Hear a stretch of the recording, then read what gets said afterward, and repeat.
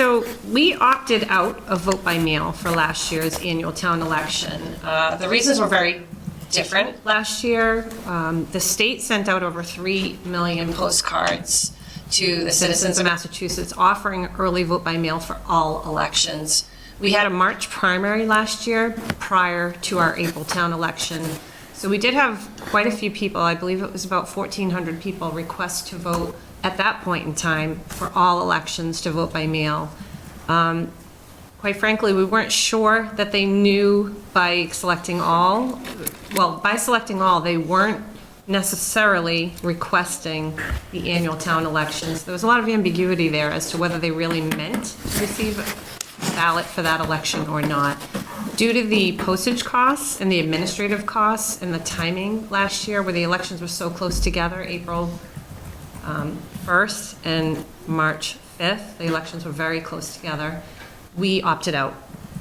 I did not really hear any complaints from people. We did send a letter to people to let them know that we weren't offering early vote by mail, and we published it on the website and some other places. So I think it was made clear last year that if you had opted in on a postcard from the state, it did not include a local election. This year, there are no postcards from the state.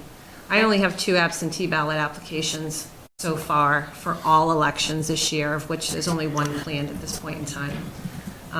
However, if we're not going to offer vote by mail, you do have to opt out. So I thought it was worth having a public hearing to see what the board desired and what the residents desired in that manner.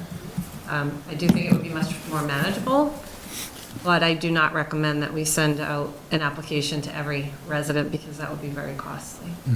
Yeah, I think we made a wise decision a year ago based on the ambiguity of the state's postcard and expectations of our voters and the incumbent costs and effort. I see no need to go above and beyond too far here since we already do offer absentee ballots with valid reasons. I don't mind offering it if it's okay, if that's okay with you, but I don't see any need to send cards out for it. If we already have the absentee voting, what's the additional benefit? Just that you don't have to come here in person? So the absentee voting is a constitutional right, and it is for valid reasons only. Early voting in person now has a no excuse necessary. So we have, it is confusing to everybody, including clerks, but we have an absentee ballot application that you can get if you are definitely going to be out of your state and not able to vote.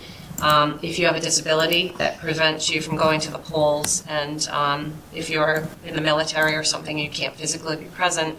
And then the early vote by mail is for anyone, no excuse necessary. You don't have to choose a box as to why. You just don't want to come on election day, or you're unable to come on election day. That's my opinion. I don't think it's necessary. I think everyone has ample opportunity to come and vote anytime that week or that day, and if you're really not going to be around, then get an absentee ballot. I move that the Select Board vote to opt out of no excuse early voting by mail in local elections. I'll second the motion. All right, we have a motion and a second. All those in favor? Aye. Aye. Does it need to be a roll call vote? Oh, yes. Oh, yeah. That'd be Kelly, reported. aye. Clark, aye. Johnson, aye. Thank you. Thank you.